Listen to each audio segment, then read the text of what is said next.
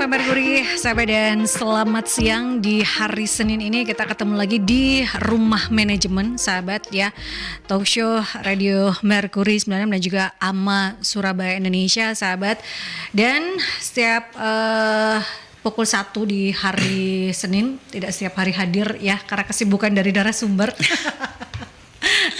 Dan beruntung hari Senin ini, sahabat, di 13 November 2023 di pukul 1 hingga 2 kita akan memperbincangkan sebuah tema ya, kita obrolkan bersama, yaitu implementasi Undang-Undang Cipta Kerja bagi perusahaan jasa outsourcing, peluang dan juga tantangan. Yang mengingat Undang-Undang Cipta Kerja ini kan sudah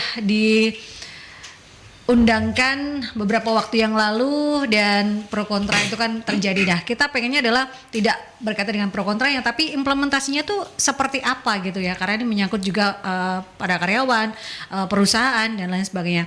Sudah hadir, karena saya tidak paham ini, profesional yang benar-benar Bu Catur melakukan hal tersebut, dan ini juga akan perlu diketahui lah sahabat-sahabat Mercury ya.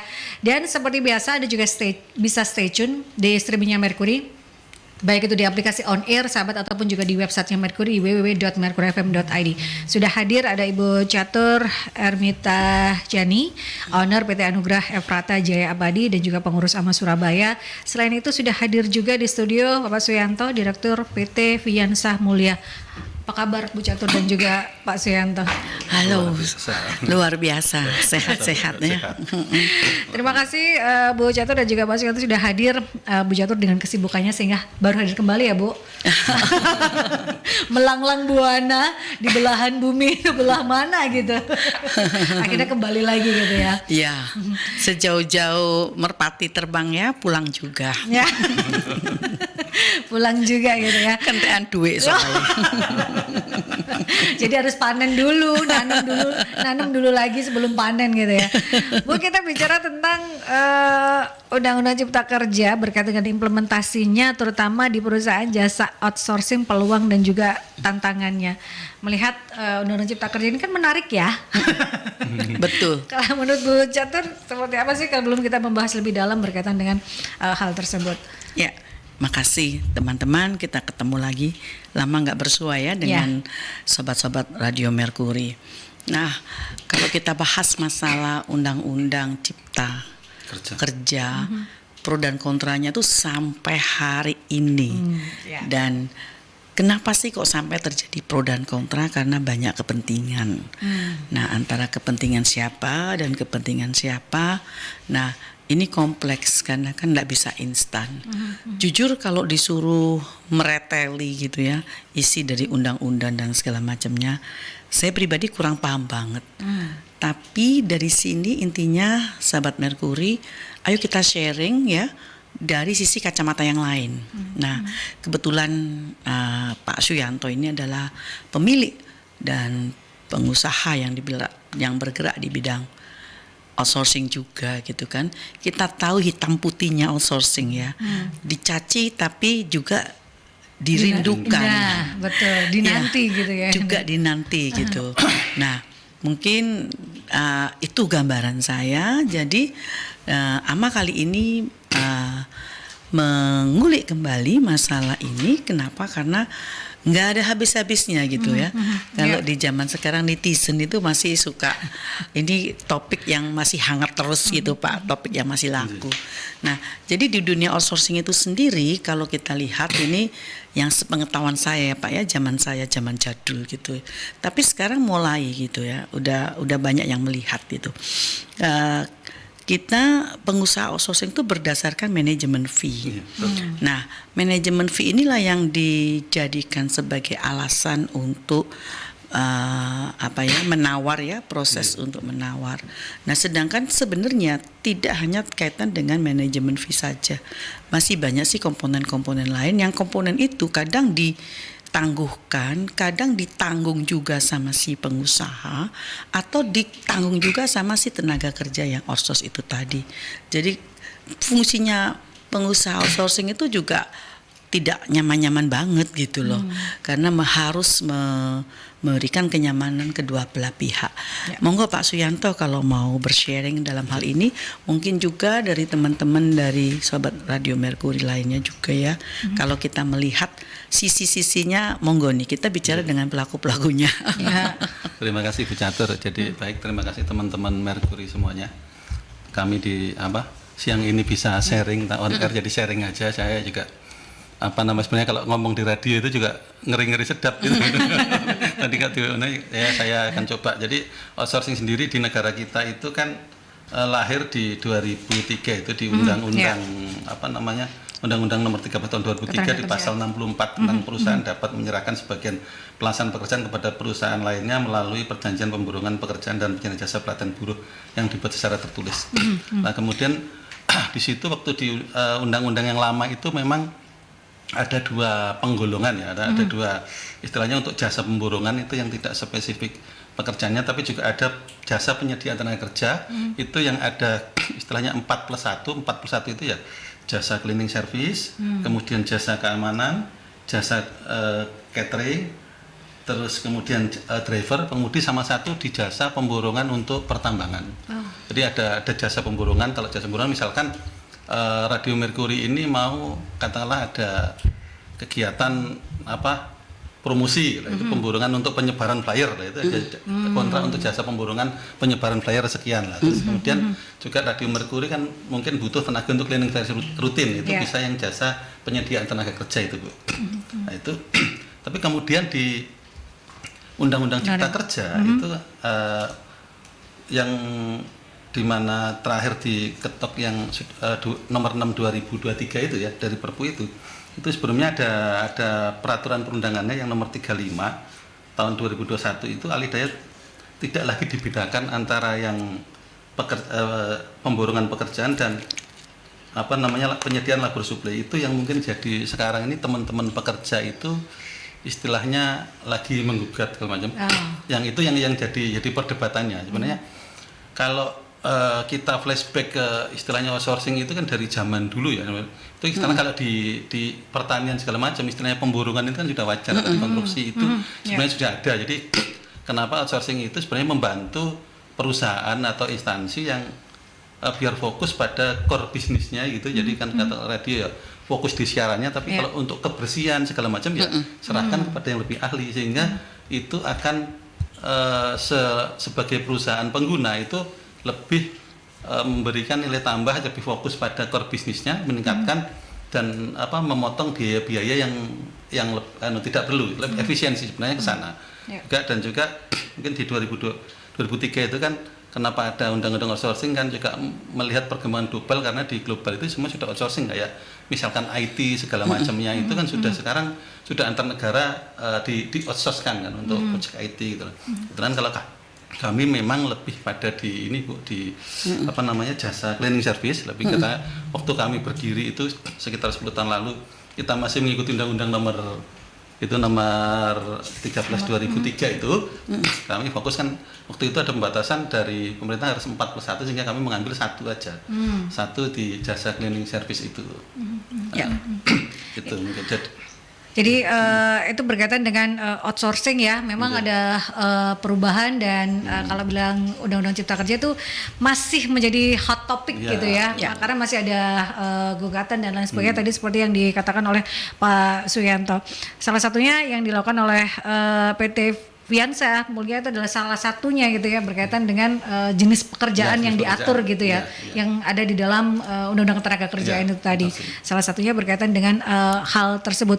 Tapi kalau berdasarkan dengan jenis-jenis yang lebih detail lagi berkaitan dengan outsourcing, itu kan orang taunya outsourcing adalah pegawai lepas gitu kan ya, secara gampangnya.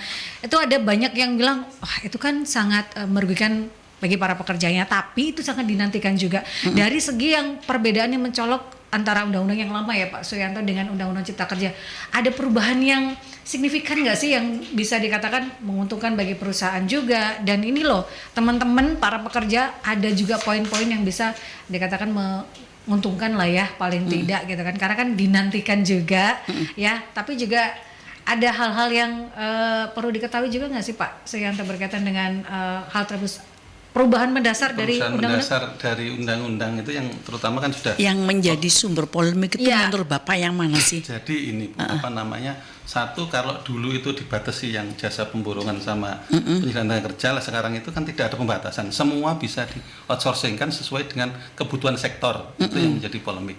Tapi gugatan di MK kemarin nggak salah di Oktober kan sudah tetap berlaku, jadi itu di gugatannya kita sebagai insan perusahaan mesin outsourcing itu juga kadang ya nunggu gitu loh. Petunjuk selanjutnya bagaimana. Yang jelas kan ada beberapa hal yang membedakan sebenarnya. Sebenarnya kalau dilihat bagi apa namanya, pekerja pun ada perubahan yang di nomor itu ada beberapa hal yang dulunya tidak ada. Yang pertama adalah perusahaan outsourcing harus berbadan hukum. Kalau dulu hukum dalam artian harus kita ngikutin yang permen itu kan sudah harus perseroan terbatas. Kalau dulu koperasi bisa, terus kemudian CV bisa, itu kan harus berbadan hukum perseroan terbatas. Terus kemudian perjanjian kerja waktu tertentu PKWT di mana nomor 623 memadatkan uang kompensasi. Kalau dulu tidak ada. Jadi uang kompensasi itu begini. Jadi kalau misalkan tenaga outsourcing itu kontrak dalam jangka waktu 1 tahun, maka setelah 1 tahun itu dia mendapatkan 1 kali gaji. Oke. Iya. Kayak pesangon. Iya, kayak pesangon iya. diatur seperti itu. Misalkan nanti 2 tahun ya dapat 2 tahun itu yang tambahan. Kemudian skema jaminan sosialnya juga ada jaminan istilahnya, walaupun outsourcing. Kalau sekarang kan kemarin lagi di launch sama Tenaga kerjaan kan jaminan kehilangan pekerjaan itu bisa ngeklaim sama seperti itu. Terus kemudian besarnya pesangon diatur dengan PP itu tadi yang kalau misalkan dia kerja 3 bulan gitu kan, masa kontrak habis ya berarti 1/3 bulan gitu kan. Nah itu terus kemudian dulu itu ada aturan bahwa pekerja dalam satu pekerjaan itu kan tidak boleh misalkan sama-sama ininya bekerja bareng, harus keluar lah. Sekarang tidak dihilangkan itu. Terus kemudian juga perusahaan diwajibkan membentuk skala upah kalau untuk karyawannya sudah di atas 1 tahun. Sebenarnya secara ini ya hampir sama. Memang kemudian anggapannya kalau outsourcing itu kan statusnya kontrak terus, tiap tahun kontrak terus gitu. Tapi juga di kami ini pengalaman di cleaning service juga, kalau tenaga kami itu yang bagus itu biasanya langsung ditarik juga sama perusahaan gitu loh. Ketika kinerja mereka itu ya mohon maaf, kami kok kenapa di cleaning service, karena latar belakang kami di daerah yang penyangga Sidoarjo, terus kemudian saya lihat di sekitar itu banyak yang kenapa cleaning service, banyak teman-teman saudara kita yang secara pendidikan, saya juga bingung di sekitar Sidoarjo saya masih pendidikan, kadang mereka itu yang milik cleaning service kan awal-awalnya kita terpaksa tuh pengen kerja yang terpaksa, kerja ijazah katakanlah ya wis sak-sake nggak punya kemampuan, gitu kan. Terus tapi kemudian ketika dia dengan bekerja dengan baik segala macam, sekian tahun dianu juga malah diminta dari user itu, ini kita tarik jadi karyawan tetap saya, itu terjadi gitu. Iya. Pak Suyanto, kalau misalnya outsourcing itu bisa semua ya, padahal kalau perusahaan kayak di bidang keuangan, di bidang kayak gudang dan segala macam yang inti-inti itu menurut saya malah kalau di outsourcing kan itu rawan kan, jadi tahu semua ya. Nah, ini menurut pandangan Bapak seperti apa ya? Jenis apakah kalau istilah kami itu white collar gitu, pekerjaan-pekerjaan yang membutuhkan skill tinggi. Kalau itu di outsourcing itu kan ya menurut saya ya sebenarnya perusahaan tuh rugi gitu. Nah, ini menurut pandangan Bapak gimana? Apakah sudah sampai segitunya? Karena tadi di undang-undang tadi disebutkan bahwa outsourcing itu bisa semua bidang. Yang baru gitu, Bu. Betul, yang baru. Jadi direktur pun juga bisa di outsourcing gitu kan. Sekarang kan dilelang kayak gitu. Benar. Ya, tapi malah menjadi kinerja tidak bagus, keluar masuk, sumber masalah. Coba Pak kira-kira gimana ya Pak ya? Kalau kami dari outsourcing itu kan ya kalau boleh dibilang itu kan jadi peluang Bu ya. Tapi kalau bagi kami pelaku outsourcing sendiri ya kami sih lebih prefer ke tadi yang 4+1 itu Bu. Di bidang itu, karena kan fungsi utama outsourcing itu kan tidak pada core bisnis ya maksudnya. Kalau kemudian kami pekerjaan penunjang ya. Terus kemudian outsourcing atau menyediakan untuk manajer, direktur itu kan kita harus effort lebih besar lagi gitu. Padahal di jasa outsourcing sendiri itu kita kan hanya main dari manajemen. Kalau ketentuan lain misalkan BPJS, terus kemudian tunjangan hari raya, itu kan sudah sudah apa istilahnya diikat kan, nggak bisa Betul. berkutik gitu loh. Kita itu kan hanya istilahnya dikasih wewenang ya manajemen fee itu pun negotiable dengan user gitu kan, nggak bisa kita kemudian aku minta sekian, nggak bisa gaji harus UMR segala macam itu kan sudah diikat dari peraturan. Tapi ada juga loh Pak yang konsultan tapi juga sebenarnya merangkap juga sih untuk outsource kayak gitu. Jadi apa ya, hunter ya, tim hit hunter gitu kan. Menurut pandangan Bapak itu apakah juga termasuk ya Pak? Karena itu kan menarik juga gitu kan.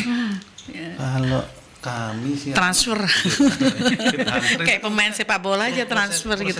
Transfer agent gitu ya. Transfer agent gitu ya. Ya mungkin karena kami masih fokus di itu Bu, apa namanya, yang sektor yang istilahnya masih blue collar. Masih itu lebih pada padat karya itu. Padat karya blue collar. Lebih ke sana kan mungkin faktor manfaatnya mungkin secara fee kalau kita rekrut yang kelasnya middle manager itu kan fee-nya lebih gede satu orang ini kan mungkin unsur manfaatnya kan masih lebih banyak yang kecil sekian orang tapi bisa memberikan impact-nya itu. Ya. Kalau untuk perusahaan outsourcing, kalau yang seperti manajer tadi yang dikatakan oleh Pak Suyanto, effortnya luar biasa karena kan rekrutmennya ini kan perlu tidak murah juga ya Pak kalau kita bicara tentang yang lebih strategis lagi gitu ya. Jadi memang sebenarnya plus minus juga ya. Ada peluang, ada juga tantangan memang dalam berkaitan dengan dunia outsourcing dengan adanya Undang-Undang Cipta Kerja ini sahabat ya. Perbincangan masih akan berlanjut tentunya dan Anda bisa bergabung bertanya berkaitan dengan tema yang kita bahas, kita obrolkan yaitu implementasi Undang-Undang Cipta Kerja bagi perusahaan jasa outsourcing, peluang dan juga tantangannya bersama dengan Ibu Catur Ermita Jani, owner PT Anugrah Efrata Jaya Abadi dan juga pengurus AMA Surabaya, dan juga Pak Suyanto, Direktur PT Viansa Mulyata. Terus stay tune di Rumah Manajemen sahabat. 96 FM Mercury sahabat, perbincangan off air saya pengen tahu ya, karena kan kalau bicara tentang perusahaan outsourcing itu pasti kita lah itu perusahaan dapat fee-nya itu seperti apa, penghitungannya seperti apa, pekerjanya mendapatkan fee-nya itu seperti apa, itu kan belum banyak orang yang tahu gitu ya penghitungan itu. Kemudian kenapa memilih menjadi atau membuka perusahaan outsourcing, plus minusnya, kemudian suka dukanya itu tadi secara off air sebentar saja lagi saya menanyakan secara langsung pada Pak Suyanto. Kalau bicara tentang perusahaan outsourcing gitu ya, penghitungan fee-nya itu yang benar gitu kan memang kita harus tahu yang benar seperti apa menurut undang-undang, aturan yang ada itu seperti apa Pak Suyanto, supaya masyarakat juga ternyata seperti ini, karena kan taunya mungkin yang tidak benarnya, yang tidak sesuai aturannya yang banyak diketahui oleh masyarakat. Secara aturan untuk penghitungan fee-nya seperti apa sih Pak? Dengan fee itu kan di outsourcing itu komponen yang jelas ada komponen gaji itu kan ini kebetulan kami di cleaning service Bu ya. Jadi kan ada komponen gaji itu sesuai dengan peraturan yang berlaku itu itu terus kemudian pekerja juga mendapatkan seragam, terus haknya terus kemudian mendapatkan BPJS kesehatan dan ketenagakerjaan itu yang proporsinya kalau apa namanya yang ada ditanggung oleh perusahaan jadi ditanggung oleh pekerja kan. Kalau untuk yang BPJS ketenagakerjaan itu kan kalau full kan sekarang 9,24 itu kan ya 3% pekerja, 6,24 dari pengusaha, terus kemudian yang kesehatannya 4% pekerja, 4% pengusaha, 1% pekerja, terus kemudian juga berhak mendapatkan apa namanya istilahnya libur, terus kemudian tunjangan hari raya, terus kalau libur itu terus kemudian tunjangan hari raya lah itu, terus kemudian peralatan bahan lah, dari total itu diakumulasi Bu, kemudian ada apa namanya kita dapat manajemen fee, biasanya kesepakatan antara dengan perusahaan user ya, maksimal sih sekitar di kisaran 15%, tapi biasanya sih enggak sampai ke situ. Ya. Itu sesuai aturannya ya.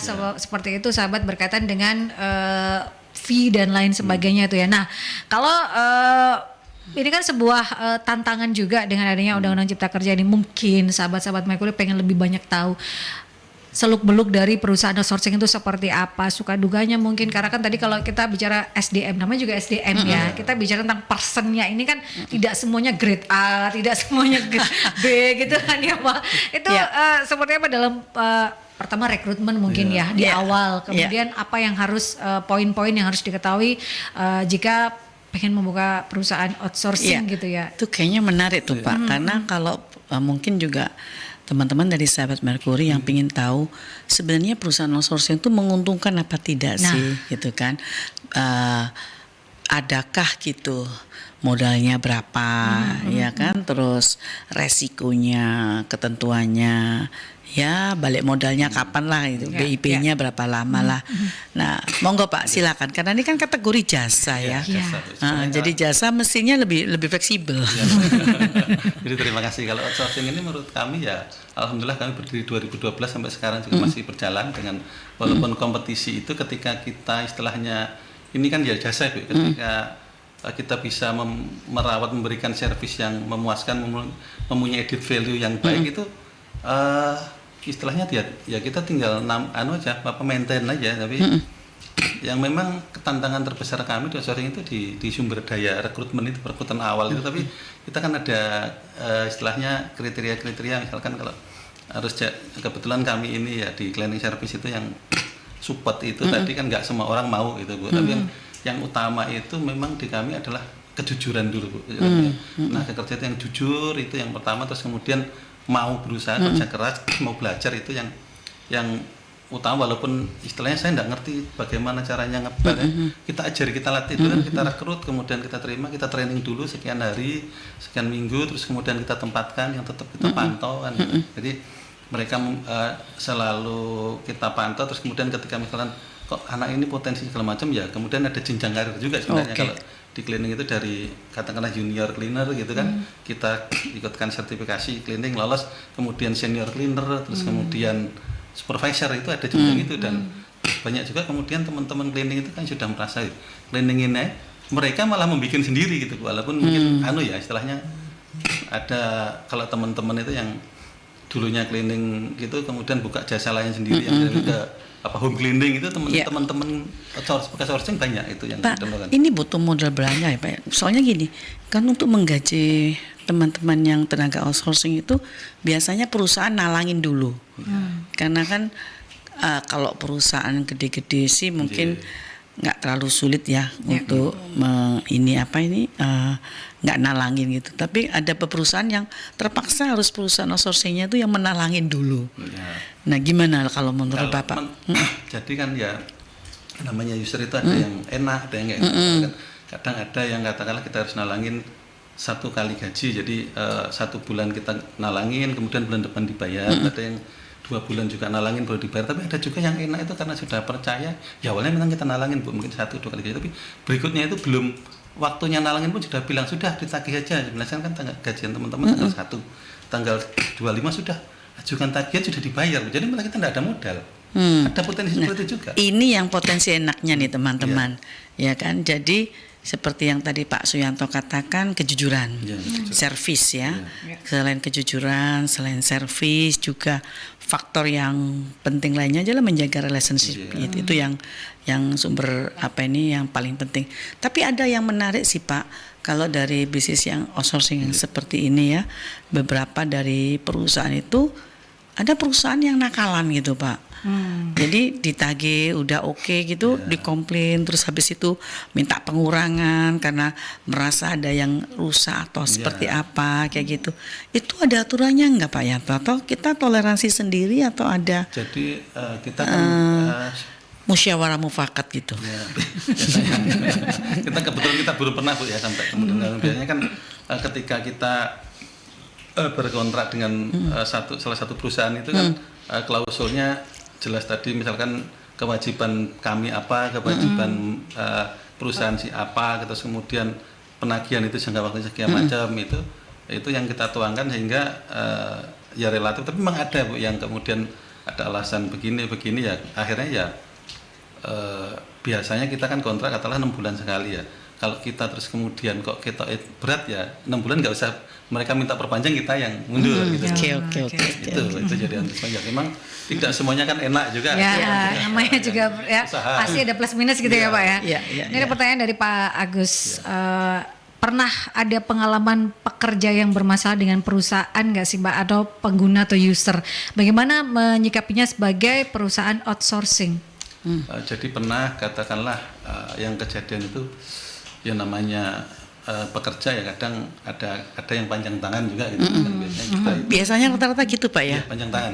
Rata-rata panjang tangan, tapi kalau Ya. misalnya nih Pak ya, mabuk terus kena obat-obatan gitu kan dari awal sudah disaring ya Pak ya. Disaring, Bu. Jadi kita Jadi sudah mengetahui oh ini bakal seperti ini gitu. betul. Kemudian ya biasanya kalau itu memang dari awal kita seleksi itu yang katakanlah yang mohon maaf kadang untuk yang tindian itu kita hindari juga. Oke. Kan dari ini yang kelihatan dari komunikasi oh anak ini pemakai atau apa gitu. Ya kadang memang itu kecolongan tapi kita kasih peringatan biasanya kan ada SP1 SP2 tapi kalau untuk di klausul kontrak itu memang ada ketentuan ya kalau kemudian yang kejadian itu tadi yang Panjang tangan. panjang tangan itu kita panggil karena pasti kan kalau panjang tangan user pun nggak mau langsung dikembalikan ke kita di ketentuan di perjanjian kan dari kita ada 2 perjanjian dengan perusahaan pengguna dan juga dengan si karyawan itu kalau panjang tangan ya kita mohon maaf harus kita apa namanya proses jalur hukum atau mundurkan diri gitu kan biasanya itu Itu ya namanya juga kita ya gitu tadi ya bicara tentang SDM manusia gitu ya yang semuanya tidak mungkin grade A gitu ya di awal sudah ada saringannya tapi kan saringan kan bisa saja gitu ya Bolong bolong saringannya itu bisa bolong itu yang jadi nah selain itu Pak Suyanto mungkin bisa sharing juga suka duka ya Katib kan pasti tidak hanya manis pasti ada pahitnya juga nah ya, seperti apa kalau Pak? pahitnya itu kadang apa namanya pernah katakanlah kita sudah bekerja 6 bulan baru terbayar itu ya ada gitu kan pahitnya terus Itu yang paling ditakutkan. ya itu kan ya untungnya waktu itu kita sudah istilahnya kita juga dulu mulai dari bismillah Bu, dari nol gitu kan terus gimana ngumpul-ngumpulin ya kadang outsourcing itu kita nggak ngerti bulan ini untung berapa tapi kita tahu untungnya di akhir tahun itu Bu. Ada bisa gitu kadang sampai begitu kadang cash flow pun kita kan harus ini ya namanya gaji karyawan itu kan nggak bisa mundur jadi kan kita harus saving itu tapi kalau pas kemudian ini tagihan belum cari ya kita masukkan lagi gitu. Berarti Bapak cuma PPH aja ya Pak ya? PPH aja ya? Iya Bu. Ya, karena kan nggak ada apa ya istilahnya jasa ya Pak ya, Yang kena dari PPN yang manajemen fee-nya Bu. Manajemen fee-nya sama gitu. Terus juga Oke. pernah gitu kan kita kerja di taman terus ternyata ada pohon yang harganya lumayan mahal anak-anak langsung motong ya kita gantikan gitu kan iya.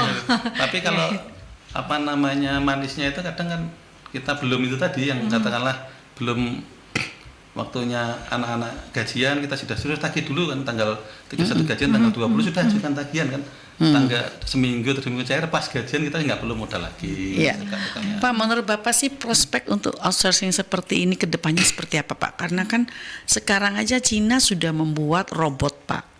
Robot rumah tangga, robot bisa masak, robot bisa cuci-cuci gitu. Bisa nyapu lantai, Ya, file itu sudah terus, ada gitu. Juga ada gedung-gedung tinggi di Cina juga sudah mulai. Bahkan dia mau memproduksi dan mau mengekspor besar-besaran untuk robot tersebut. Ini juga teman-teman dari PJTKI mulai warning gitu karena mereka juga diinformasikan sih Pak 2030 tuh akhir. Mereka udah nggak mau terima lagi tenaga kerja kasar. Jadi karena fungsinya. Nah, menurut Bapak sendiri fenomena seperti ini menanggapinya seperti apa ya Pak? Jadi ya kami di perusahaan outsourcing tentunya juga apa namanya harus meningkatkan diri Bu. Jadi kan kalau selama ini misalkan kita menjadi sewa menyewa robot ya Pak ya. Operator robotnya Bu. Operator robotnya. Oh, iya. Sama maintenance gitu ya. Kan sekarang pakai AI semua. Iya. Human itu butuh Oke. butuh apa ya tetap butuh manusia kan? Tetap. Kemudian kami memang dari istilahnya yang kemudian outsourcing low skill ya harus meningkatkan si high skill Bu. Jadi, gitu. Nah, memang kesulitan utama ya teman-teman di Indonesia ini kan masih sedikit ya. Yang lulusan sarjana cuma berapa persen dari total seluruh penduduk Indonesia. Nah, di Korea Selatan data yang pernah saya baca, yang sudah saya lihat 80% Korea Selatan tuh sarjana Pak. Iya. Nah di Indonesia ini kan masih belum. Ya. Nah Kecil. sehingga mempengaruhi pola pikir dan penerimaan terutama untuk output dari perusahaan outsourcing itu sendiri gitu. Nah ini menarik. Cuma di Undang-Undang Cipta Kerja nggak ada disebutin ya Pak ya. Kalau sewa menyewa robot bagaimana Belum nanti ada. itu diganti. Nah ini perlu dipikirkan lagi nih. berpikir jadi maju gitu ya. Iya, kan undang-undangnya ini juga belum melihat ke arah ke depan aja sudah pro dan kontranya banyak lagi nih. Apalagi kalau sekarang sudah semua diganti robot, undang-undangnya ini belum sempat jalan, revisi lagi nih. Ya. Undang-undang kita itu masih berkutat antara hak dan apa ya? Hak dan kewajiban pekerja itu loh. Nah, kalau kelamaan nanti eranya sudah beda lagi, buang lagi nih Pak. Betul, berbeda lagi. Padahal ini masih pro kontra, tapi kita masih berkutat di situ. Padahal dunia berkembangnya sudah ke arah yang sangat digital gitu. Sangat kan. cepat, sangat cepat. Hanya bukan tadi yang itu tadi yang untuk project IT segala macam sudah outsource semua kan anak-anak muda. Betul, gitu. Ini makanya ini yang tadi kalau kita membicarakan masalah fungsi dari undang-undang dan pelaksanaan dengan para pelaku kerjanya, pebisnis outsourcing ya, kita nggak lepas dari pengaruh teknologi, kita juga nggak lepas dari kualitas dari SDM, ya kan? Mbak tahu sendiri kualitas SDM kita. Ya, itu sebelum talkshow kita bahas. Sudah dibahas nih, sudah ada drama sedikit, di mana apa generasi micin, generasi strawberry. Nah, ini dihadapkan dengan hal-hal seperti itu. Ya rasanya itu menjadi tanggung jawab kita semua ya, untuk tidak capek. Bagaimana SDM di Indonesia ini benar-benar memiliki kualitas. Yang saya khawatirkan gini. Pemerintah ini kan tahun 2045 Indonesia Emas. Ini emasnya jadi emas palsu jadinya Pak. Khawatirnya seperti itu gitu, tidak tercapai gitu. Ini khawatirnya seperti itu kalau banyak sekali hal-hal seperti ini. Nah, nggak tahu gimana pendapat Pak Yanto. Menurut kami memang aku kok pesimis gitu loh Pak. 2045 tuh Indonesia masuk SDM-nya tuh wow gitu. Gimana Mbak, bener ya? Ya kalau melihat realitanya ya pesimis kita. Ya rada bisa nggak ya gitu. Tanda tanya besar gitu. Bisa nggak ya gitu ya. Kemudian kan ada juga anak-anak kita yang istilahnya generasi itu yang punya potensi yang bagus-bagus itu ada ya, walaupun nggak besar. Kalau istilahnya kalau negara katakan negara itu bisa negara maju kan kalau jumlah pengusahanya sekitar 7-8% ya, kita kan baru sekitar 2%. Kalau kemudian anak-anak ini yang sekarang dengan mudahnya untuk membuat istilahnya bekerja sendiri segala macam itu bisa aja menciptakan 5-7% penduduk kita itu jadi entrepreneur itu ya akan bisa mendorong karena banyak di tim kita istilahnya di generasi muda kita itu kan yang hore aja gitu yang gerak itu. Betul. Hore aja yang istilahnya panas di awal saja. Sebenarnya itu kebanyakan itu terus kemudian gampang bosen, terus lebih nyaman bekerja sendiri. Sedangkan kan kalau bicara tentang sebuah usaha kan networking. Bersosialisasi itu kan. Sebenarnya outsourcing itu juga memadai kalau generasi yang sekarang katakanlah anak-anak sekarang aku pengen butuh duit ngejar gitu kan. Ya dia ikut kerja kalau di perusahaan kan harus ada penalti sekian bulan gitu. Kalau di usaha aku kerja sebulan aja bisa gitu loh. Itu kan ada peluang juga. Aku kerja sebulan yang istilahnya skillnya yang ini kalau ya klinik atau apa misalkan untuk proyek apa sebulan dapat duit ya sudah mau healing jalan-jalan selesai nggak apa-apa gitu. Ini menarik nih. Ini menarik. Mungkin bagi para pendengar radio Mercury lainnya ya yang pingin ini peluang kerjanya seperti ini nih. Udah deh, aku lagi bete 1 bulan, aku mau cari uang dulu, nanti 1 bulan berikutnya saya sudah fix mau cari pengalaman pekerjaan yang lain lagi daripada yang sekarang. Sebenarnya sah-sah aja ya Mbak ya. Nah ini menarik nih, mungkin ada pendengar radio Mercury lain yang melihat peluang kerja seperti ini, monggo sih silakan. Untuk apa namanya itu, katakanlah di ini ya untuk marketing itu sales SPG betul. Dia mahasiswa yang pengen cari teman duit ikut outsourcing SPG jualan sebulan dapat selesai itu ada itu. Jadi kalau untuk anak-anak sekarang kan cocok gitu loh. Untuk bayar sekolah. Bayar tagihan. Ya, lebih pada itu. Targetnya adalah gadget baru. Nah, biasanya gitu, gadget baru sama lifestyle. Ya, gitu. Ini ada pertanyaan dari Pak Eka. Apa saja syarat dasar untuk bisa mendirikan usaha sejenis? Apakah hal tersebut bisa juga untuk melakukan perekrutan PRT? Mungkin outsourcing ya maksudnya. Outsourcing untuk PRT. Ya. Kalau untuk PRT itu kan nggak salah ada ininya sendiri, ada pelatihan. Tapi yang jelas kalau kita outsourcing itu ya persyaratannya sudah ditentukan oleh harus berbentuk badan hukum, terus kemudian badan hukum sekarang kan lewat OSS itu juga gampang kan, yang jelas berbentuk badan hukum, terus kemudian memenuhi harus punya NPWP segala macam, itu sebenarnya lebih mudah kalau untuk sekarang itu. Nah, bisa juga nanti untuk rumah tangga itu harus melaporkan. Kalau untuk ada juga yang bukan PRT ya, kalau kita itu ada istilahnya home cleaning, cleaning. Jadi yang PRT yang tidak sekarang kan lebih generasi hanya hitungan jam gitu ya, Pak ya. Ada hitungan jam, ada yang hitungan harian, ada mingguan, itu bisa itu dimasuk di home cleaning, itu bisa. Jadi ya punya izin aja, ngurus ada izin kan bisa, PT perorangan juga itu sudah bisa gitu kan.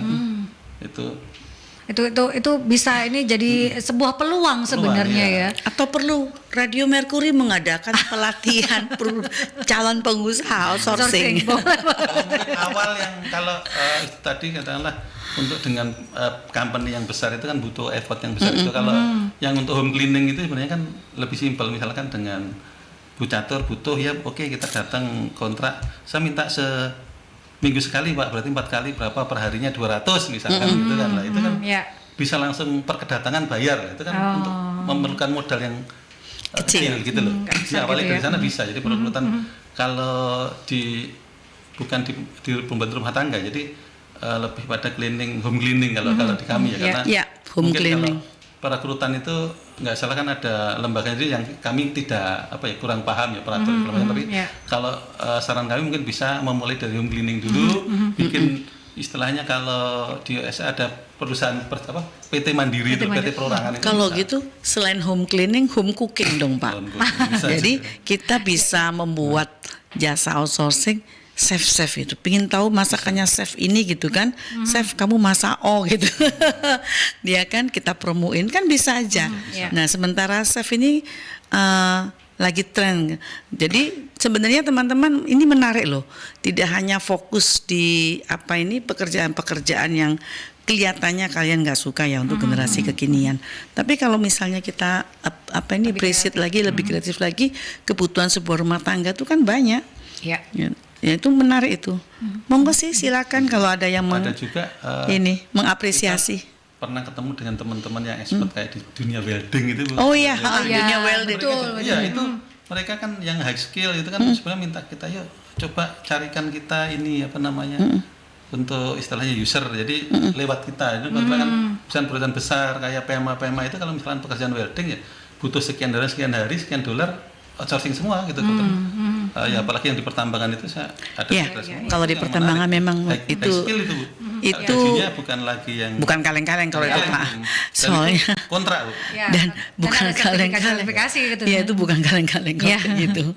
Yang ringan-ringan yang mungkin pendengar Radio Mercury juga merasakan, ternyata jasa seperti ini bisa menjadi solusi. Untuk yang home cleaning tadi itu kan Pak, itu istilahnya supaya kata PRT itu tidak dikonotasikan yang kalau di rumah tangga itu kan ini ada kan, kalau di cleaning itu ada daily cleaning, ada yang harian, itu ada yang general cleaning atau khusus istilahnya spesialis cleaning katakanlah untuk ada jasa membersihkan kaca, ada sofa, kaca, karpet. Itu kan nggak bisa yang harus ada yang expert ya. Nggak sekedar PRT kan. Terima duit itu kan bisa memulai. Kalau teman-teman yang istilahnya mau memulai bisa dari sana, itu jasa cuci sofa. Itu outsourcing juga sebenarnya, tapi kan hitungannya bukan kalau mungkin tenaga kerja ini kontrak dengan kita, tapi kan hitungan ke customer-nya kan per item gitu kan, itu yang bisa mulai dari sana. Gitu. Nah, memang ternyata terbuka sekali gitu ya. Oh, ternyata kemana-mana gitu. Bukan hanya outsourcing yang padat karya saja gitu ya, tapi ternyata banyak hal yang terdekat dengan kita gitu loh ya, sahabat. Gitu. Itu salah satunya juga menjadi perusahaan outsourcing. Ini ada pertanyaan dari Budian, outsourcing cleaning service, pelatihan apa saja yang digandeng untuk meningkatkan skill bagi para pekerja dan apa saja kendala menjalankan bisnis ini, Pak? Antep nih ya. Antep ini tanda-tanda berarti sudah melewati 50% nih minatnya. Apa saja pelatihan? Pelatihan Pelatihannya untuk jadi yang cleaning jelas service kan meningkatkan kita, skill dari para pekerja. Skill itu yang jelas kan kita setelah kita rekrutmen kita kan ada pelatihan basic cleaning gitu kan, basic cleaning service. Terus kemudian kita di performance ada customer service-nya, terus kemudian grooming greeting gitu kan, ada 3 itu. Jadi yang jelas keterampilan teknisnya itu mulai dari basic sampai advance. Terus kemudian dari penampilan performance grooming greeting itu juga butuh ada pelatihan. Terus kemudian customer service bagaimana handle komplain, tapi itu kan ada level-levelnya. Dan juga tiap hari biasanya pagi itu sebelum kerja kalau di perusahaan kan ada istilahnya briefing gitu, jadi untuk mengikat mereka untuk kontrol. Dan pelatihannya ini ke pelatihan khusus atau mendatangkan atau seperti apa untuk bentuk pelatihan? Jadi untuk kita kan in-house ya Pak ya? Ya, Langsung. kita ada in-house, kita ada istilahnya ada tim pelatihnya sendiri, tim internal sendiri, tapi kemudian kalau untuk sertifikasi kita menggandeng BNSP Bu. Jadi kan kadang instansi itu mensyaratkan harus punya spesifik, misalkan untuk tenaga supervisornya harus supervisor cleaning service, punya kemampuan K3 segala macam. Dari rumah sakit itu Bu, kita di rumah sakit itu kan harus punya basic BSL, basic life support untuk cleaning itu kan harus beda Ya, itu lah. Itu pelatihan-pelatihan itu biasanya kalau itu kita kerja gandeng dengan user juga dengan ngundang dari luar. Jadi kan masing-masing sektor, misalkan rumah sakit sama gedung itu kan beda. Itu ada pelatihan. Kalau di gedung ya mungkin kadang kita pelatihan sama dengan gedungnya untuk penanggulangan kebakaran segala macam itu, rescue dan lain sebagainya gitu tapi ya itu Pak. Tapi yang basic sekali ya itu tadi basic cleaning, terus kemudian attitude itu grooming greetingnya sama customer service-nya. Attitude itu ya ditekankan oleh Pak Suyan. Iya, betul. Attitude itu yang tahu memang mau kerja dimanapun, mau itu kerja sebagai Level apapun, atas, level bawah semua attitude sama. itu yang utama, itu yang menjadi basicnya, basic dasar ya. Kita masih akan berbincang di rumah manajemen sahabat, karena kita ke jeda iklan terlebih dahulu. Tetap stay tune di 96 FM Mercury. 96 FM Mercury, sahabat, masih di perbincangan rumah manajemen di hari Senin ini sahabat ya, yang akan menemani Anda hingga mendekati pukul 2 siang nanti. Jadi tinggal beberapa menit saja perbincangan kita sahabat. Ada Ibu Catur Ermita Jani, owner PT Anugrah Efrata Jaya Abadi, pengurus AMA Surabaya, dan juga Pak Suyanto, Direktur PT Friansah Mulia. Dan sekarang ini rumah manajemen kita membahas berkaitan dengan implementasi Undang-Undang Cipta Kerja bagi perusahaan jasa outsourcing, peluang dan juga tantangannya. Dan selama hampir 1 jam ini ternyata peluangnya besar kalau kita bicara tentang bisnis outsourcing ini. Besar sahabat, tidak sekecil yang kita outsourcing, apalagi yang dilakukan oleh Pak Suyanto adalah cleaning service, mungkin hanya perusahaan. Kalau bicara tentang klien, apakah perusahaan-perusahaan saja Pak Suyanto? Kalau dengan bisnis yang dilakukan oleh Pak Suyanto seperti apa? Yang orang-orang kaya itu Pak, rumahnya sultan-sultan itu Pak. Orang beliau-beliau itu kan kemudian minta yang apalagi yang di daerah barat itu kan, orang-orang daerah barat itu yang layanan home cleaning itu ya, kalau kita misalkan katakanlah untuk ini aja pekerjaan bukan marmer gitu Bu. Marmer itu kita ngitungnya per meter. Kalah tukang ya. Iya, kita ngitungnya per meter. Kalau marmer itu 1 meternya 50.000 plus 10 meter udah 500. Salah satu rumah itu berapa meter? Itu marmer. Kalau yang kita parsialan ya spesialis cleaningnya gitu loh. Teman-teman bukan kaleng-kaleng loh. Iya, itu menjadi peluang.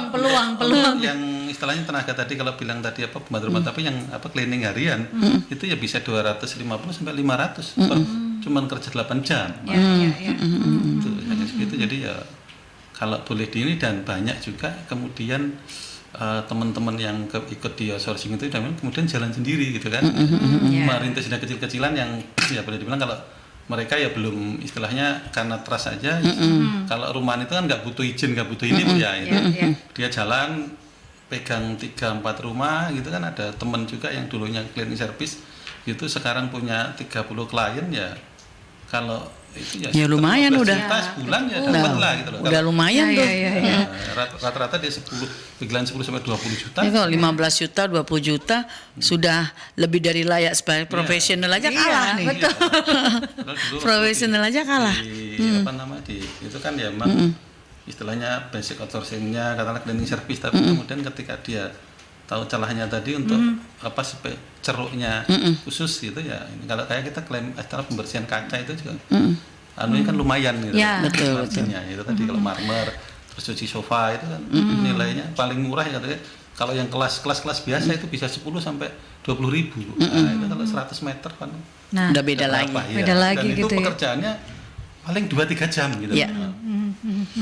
Dan itu kan peluang ya, kita tidak pernah membayangkan, oh ternyata per meternya, karena memang kita bicara skill ya, jasa itu kan bicara tentang skill, kemampuan dari itu, jadi tidak main-main dan pelatihan-pelatihan khusus juga dilakukan sahabat ya.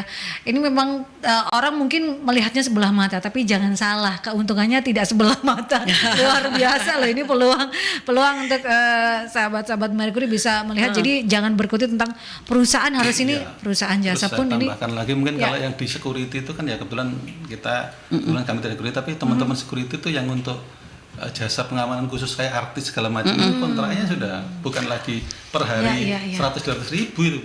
Termasuk bodyguard ya Pak ya. Nah, jadi saya ketemu dengan teman dari Jakarta waktu ada event di Sidoarjo, kebetulan kita cleaningnya dia yang bodyguardnya itu. Ya kontraknya ngeri gitu. Wah. Tapi Pak sekarang ini ada jasa juga pacar bayangan gitu Pak. Outsourcing. Itu bisa. Karena kan lagi rame tuh. Hanya sebagai teman buat kondangan. Hanya sebagai apa ya teman. Nah itu termasuk jasa outsourcing apa tidak nih Pak? Tapi kan nggak perlu izin kali itu. Nggak perlu izin. Tapi bisa jadi peluang gitu ya. Jadi peluang juga ya. Ini mumpung musim nikahan ya, musim kondangan. Bisa juga. Jadi memang luas ya kalau bicara tentang outsourcing, pekerja harian ini, pekerja lepas, semuanya bisa jadi peluang kalau Anda bisa menangkap kebutuhan dari pasar itu sendiri ya kan. Ini kan solusi dari seperti rumah Crazy Rich ini yang misalnya butuh yang lebih detail lagi untuk kebersihannya di luar ART yang ada gitu ya. Seperti marmer itu kan butuh cairan khusus ya Pak untuk bisa membersihkan supaya tetap kinclong dan lain sebagainya. Itu kan hal-hal yang mungkin di sekitar Anda sahabat itu bisa jadi peluang bisnis, tinggal Anda peka saja untuk mencari peluang itu ya. Seperti apa Bu Catur kalau kalau menurut saya kan gaya hidup itu kan menentukan peluang usaha. Sedangkan untuk outsourcing ini kan memberikan kemudahan. Selama bisnis itu bisa memberikan kemudahan, memberikan nilai tambah, juga memberikan nilai manfaat ya. Karena untuk orang-orang tertentu itu kan time is money. Jadi dia nggak mau ribet gitu. Betul. Ya monggo silakan dari para pendengar radio Mercury ini bisa melihat itu sebagai suatu peluang. Nah, terus bagaimana sih cara mengawalinya? Seperti apa sih mappingnya? Apakah bisnis ini kekinian dan segala macam? Tetap dengerin Radio Mercury. Nanti Radio Mercury akan kerjasama dengan Amas Surabaya. Dan bagi para pekerja ini juga peluang. Jangan Anda merasa saya kan hanya pekerja outsourcing. Tadi Pak Suyoto mengatakan yang mantan pegawainya saja itu ada yang sudah bisa jalan sendiri. Nah, kalau gitu kita bikin aja yuk pelatihan begini yuk di Radio Mercury yuk. Supaya banyak orang lagi yang terinspirasi dengan Amas Surabaya. Nah, itu terakhir karena waktu sudah tidak banyak, saya pengen closing statement dari Pak Suyanto dan juga Bu Catur berkaitan dengan apa yang kita perbincangkan di siang hari ini. Pak Suyanto monggo Pak. Jadi kalau kita melihat problematika tentu outsourcing itu kan banyak masalah segala macam, tapi kemudian kita akan melihat dari sisi positifnya bahwa outsourcing itu juga sebagai salah satu exit strategi gitu kan, bagaimana kemudian menampung teman-teman kita yang secara skill kemampuan berkurang itu bisa ditampung juga. Dan juga bagi teman-teman yang ingin mencoba untuk istilahnya berwirausaha, ini adalah potensi gitu yang istilahnya nol modal gitu. Kalau yaitu tadi dengan hal-hal yang kecil, misalkan jasa cuci AC, cuci sofa gitu kan, itu biayanya yang kecil tapi kemudian istilahnya dapatnya lumayan gitu.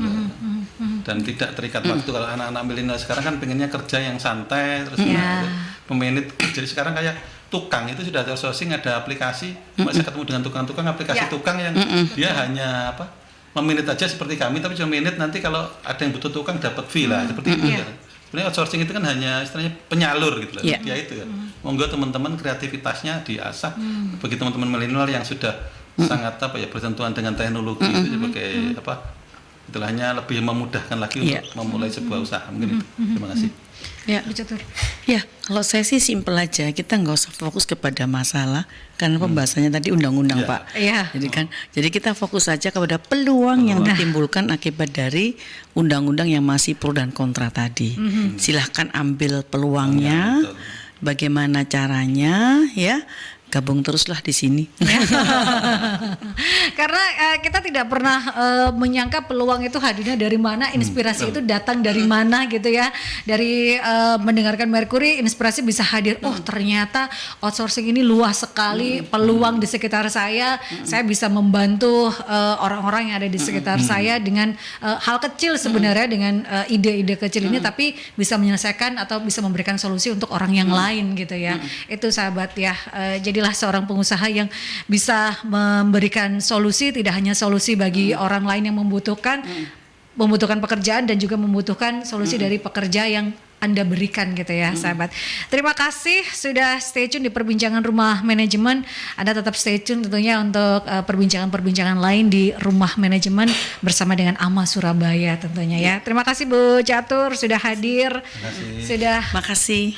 Sudah memberikan banyak istilahnya membuka wawasan ya. Membuka cakrawala kita berkaitan dengan bisnis dan juga berusaha ini. Terima kasih juga Pak Suyanto selaku kasih, Direktur Mbak. PT Fiansa Mulia, dan juga Bu Catur Ermita Jani, owner PT Anugrah Efrata Jaya Badi, dan juga pengurus AMA Surabaya. Ketemu lagi next time di Rumah Manajemen sahabat, dan Anda bisa juga menyaksikan kembali perbincangan Rumah Manajemen di YouTube channel Mercury, di Radio Mercury 96. Ketemu lagi next time ya.